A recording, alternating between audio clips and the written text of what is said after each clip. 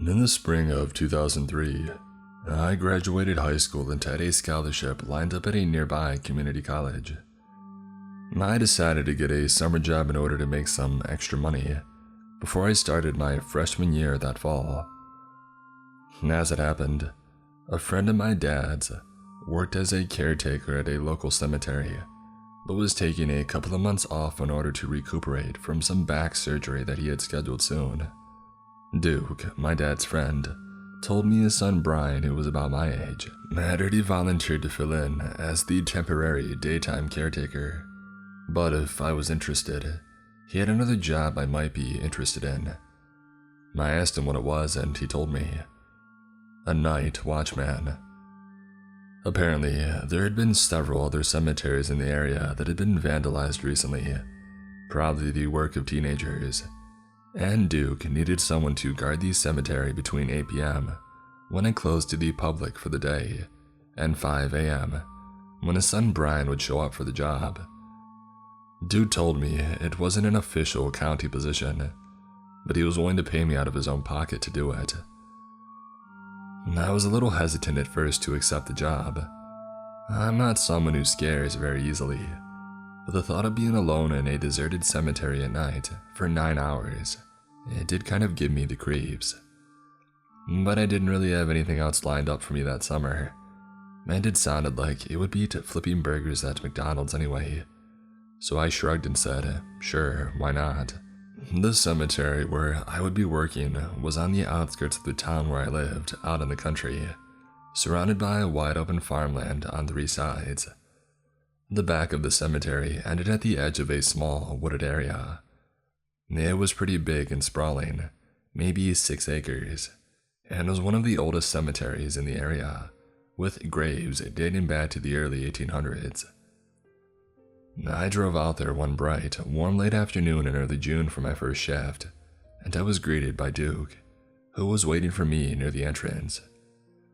He spent the next hour or so giving me a tour of the grounds and explaining what my job duties would consist of. Basically, I would give the whole cemetery a sweep every hour and write down any unusual activity, whatever that was, I encountered.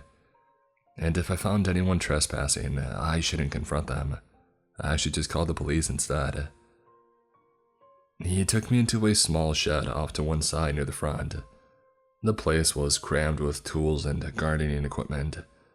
There was a small desk with a chair and a notebook on it for me to log my reports, and a big flashlight, the long kind that takes 4D batteries to power. As soon as Duke finished showing me around, his face suddenly turned serious. He told me that he had something he wanted me to see, and took a ring of keys out of his pocket. I watched intrigued, as he unlocked a tall metal locker against one wall and opened it. I gasped. Inside stood a 12-gauge pump-action shotgun and a box of shells. Duke held the locker open for a few seconds to show me the shotgun, and then closed and relocked it. He explained to me that the shotgun was only for extreme emergencies, and that he didn't want me to touch it unless I felt sure that my life was in danger. He went on to say that you never know who might show up at a cemetery after dark. Usually it was harmless stuff, bored kids looking for a place to drink and screw around. But cemeteries also tended to be a hangout spot for all kinds of weirdos. You know the type. And sometimes even grave robbers. Seeing my look of concern, he gave me a reassuring smile and told me it wasn't likely I would run into any of those types of people on the job, but he wanted me to know about the shotgun just in case. And then he removed the locker key from the keyring and he handed it to me. By then, late afternoon had given way to early evening, and the sun had begun to set. Duke had pretty much shown me and told me everything that I needed to know, so we shook hands and then he left to go home. I watched as he got into his pickup truck and drove down the driveway and through the cemetery gate and out onto the road, disappearing from sight. I realized suddenly that I was all alone in a deserted cemetery, miles from anywhere, and it was starting to get dark. I shuddered in spite of myself. I looked at my watch and saw that it was nearly 8 p.m., the start of my first shift. I figured there was maybe an hour of daylight left. I did my first check of the cemetery grounds, beginning at the front, the newer section, and finishing in the back, the old section. This part of the cemetery was especially creepy. Many of the gravestones were cracked and leaning and eroded by the elements. Several of the plots had a sunken look. Duke had explained to me earlier, when giving me the tour, that this was caused by the soil settling on top of the old caskets, as they deteriorated and collapsed underground. Again, I shuddered at the thought. The back of the cemetery ended at an embankment that sloped down to a shallow creek with the woods beginning on the other side. At the bottom of the embankment was a heap of old, rotting flower bouquets and wreaths from the graves. I figured Duke must dump them there after they began to dry out and fall apart. My whole inspection only took about 15 minutes, so I headed back to the maintenance shed to kill some time before the next one. I propped my feet up on the desk and pulled out a paperback Stephen King book that I had brought along to help pass the time. This was 2003, remember, long before smartphones came along. I read, absorbed in the harrowing ordeal of the Torrance family in the creepy Overlook Hotel, and before I knew it, 9 o'clock had rolled around. I put down my book, picked up my flashlight, and headed outside to patrol the grounds. It was almost fully dark now, and I could hear crickets. I strolled through the cemetery, starting again at the front and working my way to the back, casually aiming my flashlight around. I had just reached the rear of the cemetery when something happened. I stopped, listening, suddenly alert. I had heard something. I cocked my head, listening. I could hear a very faint scraping sound, soft and slow and steady. I couldn't tell where it was coming from. I shined my flashlight around, but could see nothing out of the ordinary. Just as abruptly as the sound had begun, it stopped. I shrugged it off, figuring it was probably some animal, a raccoon or a possum or something, scratching at the bark of a nearby tree. Finished with my inspection, I returned to the shed and picked up my book. I spent the next half hour or so reading and was just at the part where the little boy Danny encounters the rotted old woman in the bathtub, when I heard something outside that caused me to jump to my feet, knocking over my chair, startled. Footsteps. Slow, labored, shuffling footsteps that sounded like they were moving around just outside the shack. My heart began to race. I stood there petrified with sudden fear. It was nighttime and the cemetery was closed. There shouldn't be anyone out there. I remembered what Duke had said about teenage trespassers.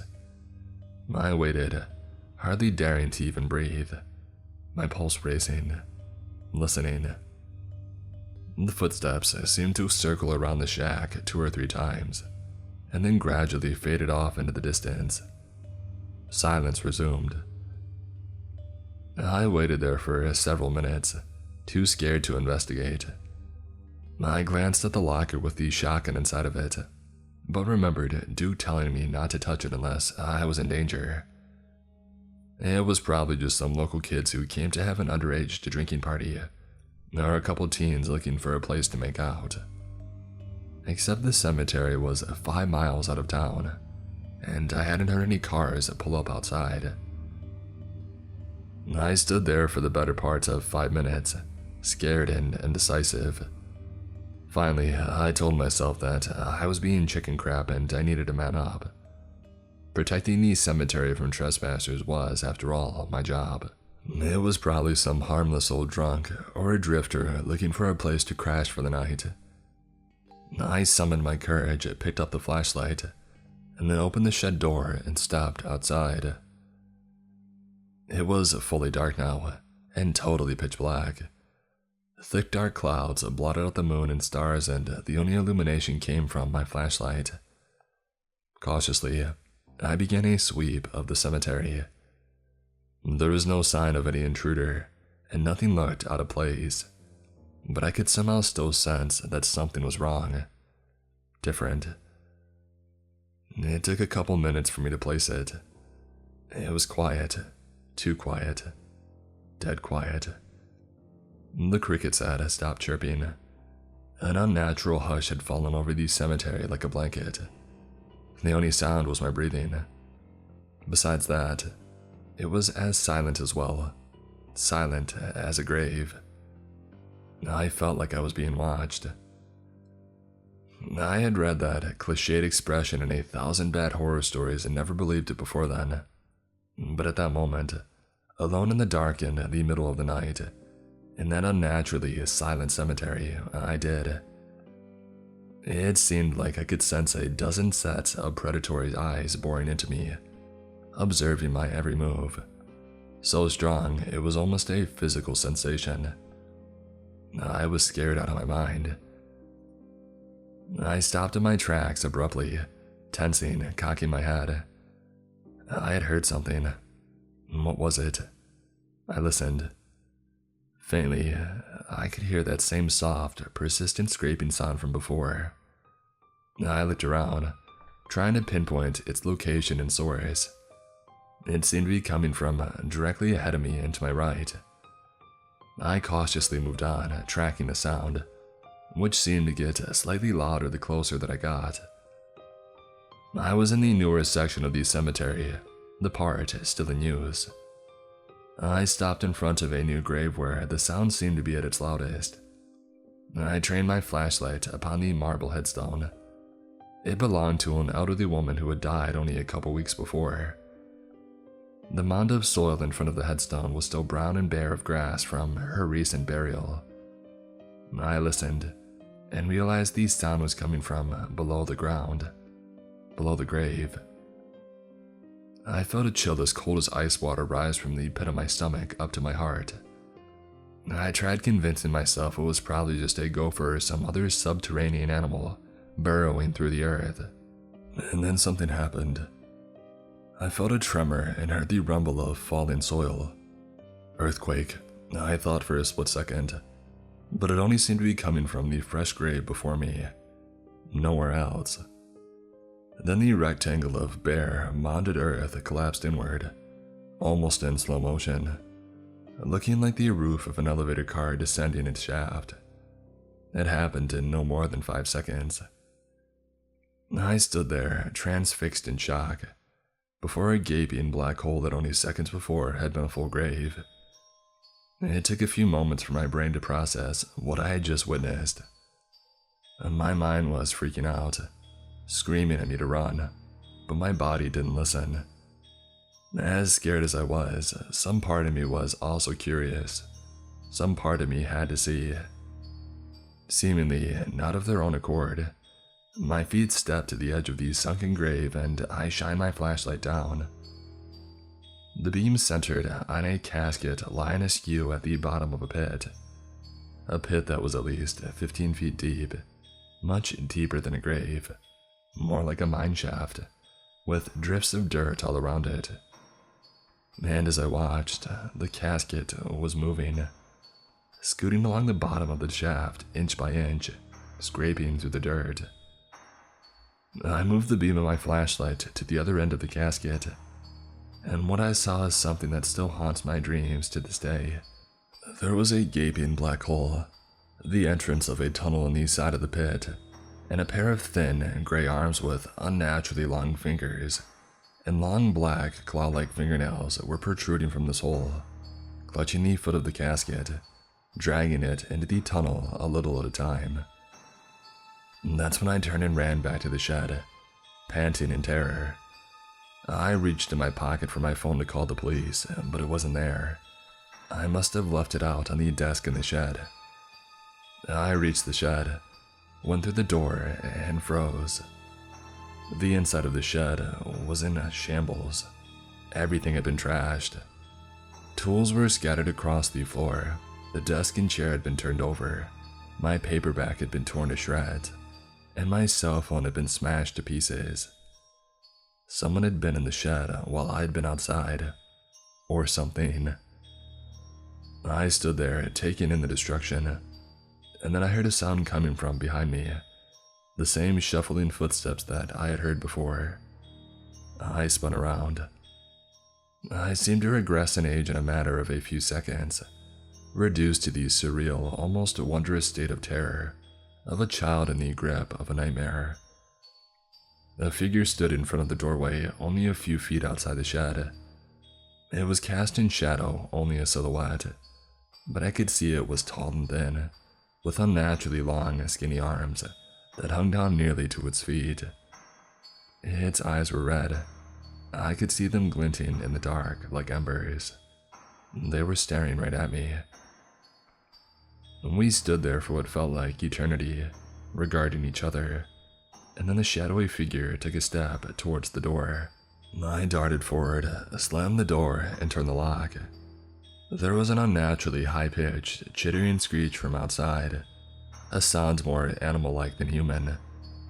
The creature began to pound wildly against the shed door. I jumped as something else slammed against the rear wall of the shed. I could hear claws scratching against the wood as if something was trying to burrow through the wall. Something else slammed into the side of the shed. There were more than one of them, and they were all trying to break into the shed at the same time. Trying to break in and get me. That was when I remembered the shotgun. I looked to the metal locker, still upright but now leaning askew against one corner. I frantically searched the pockets of my jeans until I found the key that Duke had given me. With shaking hands, I unlocked the locker and I grabbed the shotgun, hoping that it was loaded. I had never touched a gun in my life and I had no idea how to load one, and there wasn't enough time anyway. I fumbled with it inexpertly for a few seconds, until I figured out how to get the safety off. The banging and screeching was coming from all around me. It sounded like the shed was surrounded on all four sides. I pumped the shotgun like I had seen it done in the movies, and then aimed it in my shaking hands at the door, clenched my teeth and pulled the trigger. The explosion was louder than I ever would have imagined, and the kickback was so powerful it almost knocked me backwards. The next morning, I would find an ugly bruise on my right shoulder where the stock of the shotgun had struck me. A ragged hole the size of a fist materialized in the door. For a split second after I fired the shotgun, I thought I detected a high-pitched shriek of pain outside the shed door, and then I couldn't hear anything but a ringing in my ears. For a few seconds, I feared that I had gone deaf from the blast, and then slowly my hearing returned. I knew because I could hear my own ragged breathing. Otherwise, there was silence. The screeching and banging had ceased. I listened intently, my heart pounding, but I heard nothing. And then cautiously, still clutching the shotgun, I crept to the battered shed door, unlocked it and threw it open, leveling the shotgun. There was nothing there but blackness. I fled the shed, running in an all-out sprint to my car, leaped in, locked the doors and started the engine and took off, slamming down on the gas pedal. I sped down the driveway, my tires shrieking and sending gravel flying.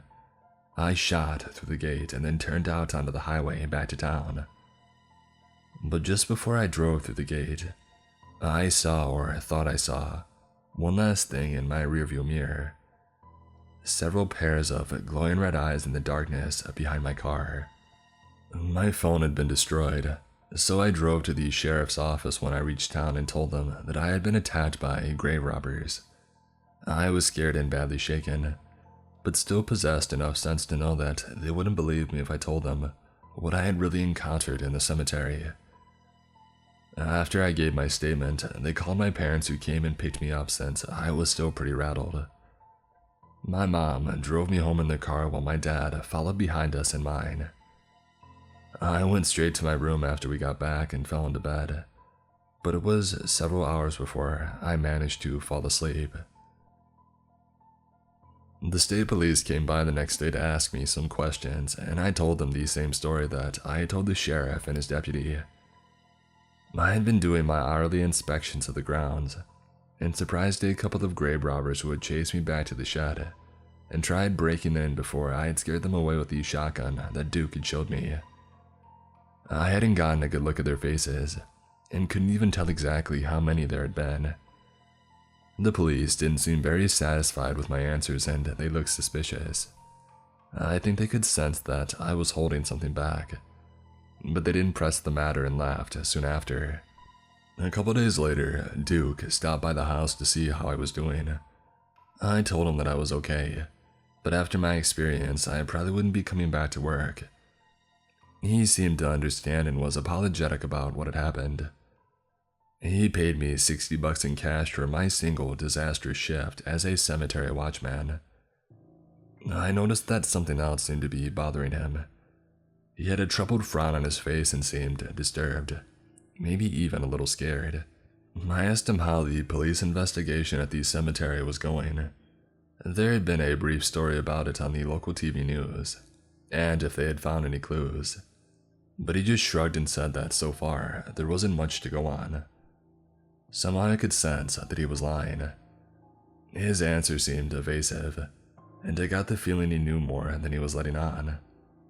He left, and that was the last time I ever spoke to him. It took over a week for me to get over my ordeal, but then I was pretty much back to normal. I got a job working part-time at Blockbuster Video, back when that was a thing, for the rest of the summer and started college that fall. After I graduated in 2007, I got a job in the city, found a decent apartment, and married and had 2 kids. It's been 18 years since that night, and I had mostly put it behind me and forgotten about it, except for the occasional bad dream. And then last month, something happened. I had taken my family to the rural town where I grew up to visit my parents for the weekend. Just by chance, I ran into Brian, Duke's son, while in town getting some groceries. He recognized me from when we had been kids. We had never really been close friends, but had attended these same schools growing up, and belonged to some of these same social circles. And he invited me to a bar where we reminisced about old times, and caught up on each other's lives over a couple of beers. His father Duke had died peacefully in his sleep 8 years before, and now Brian worked in his dad's position as the cemetery groundskeeper. I asked Brian if the police ever got any leads on whoever it was who had dug up the grave and attacked me that night back in 2003. His mood instantly changed. His face darkened and he became guarded. He was silent for some time and seemed to be debating in his head what he should tell me. Finally, he leaned in close to me and made me promise that I would never tell anyone what he was about to tell me. I promised. Brian explained that the police had inspected the open grave and discovered the tunnel that I had seen at the bottom. They had investigated and discovered a whole network of underground tunnels running below the cemetery that looked to have been dug out by hand. Another tunnel entrance had been found partially concealed by undergrowth in the ditch at the bottom of the embankment in the rear of the cemetery. In the center of this subterranean tunnel system had been a large cavern that had been filled with splintered caskets, some dating back over 100 years, and bones and body parts, some still relatively fresh. The human remains had all shown signs of having been devoured. I felt a chill pass through my body. Brian finished off his beer with a hard swig and set the bottle down with a trembling hand. He went on to explain that after this discovery, the police had notified the FBI, who had shown up to investigate, and after the FBI came, another government agency had gotten involved. I asked him who, but he just shook his head and told me that they hadn't said. Only that their jurisdiction had superseded both the state police and the FBI. They had taken over the investigation, shut down the cemetery, and had ordered everyone involved, including Duke, to stay silent with the threat of prosecution and imprisonment if they breathed a word of it to anyone. The cemetery had been closed for over a year while men in hazmat suits had collected the bodies in plastic bags and loaded them into unmarked black vans. And then one day, they were just gone. They left without a word, seemingly overnight, leaving no trace behind. The underground tunnels had been filled in with dirt, and after that, things had pretty much gone back to normal. Brian sat there quietly for a while. I thought he was finished, but then he added one final detail. The morning after my night in the cemetery, after the sheriff had looked around but before the state police had arrived to do a more thorough investigation, Brian and his dad had found something outside the shed that the sheriff had overlooked. A small puddle of black liquid on the ground, outside the door that I had fired the shotgun through. Duke had figured it was probably just spilt motor oil from a bottle in the shed, and told Brian to clean it up. But Brian had noticed something his dad hadn't. A thin trail of the same black substance in the grass leading away from the shed, toward the embankment in the back of the cemetery. He had been curious and collected a small sample in a jar when his father wasn't looking, and he mailed it to an older cousin of his who worked as a technician in the anthropology department of a university across the state. A couple weeks later, Brian's cousin called him. They had analyzed the sample. They were able to determine it was blood, but the DNA sequence wasn't like anything they had ever seen before. They couldn't identify what the sample had come from, but whatever it was, it wasn't human.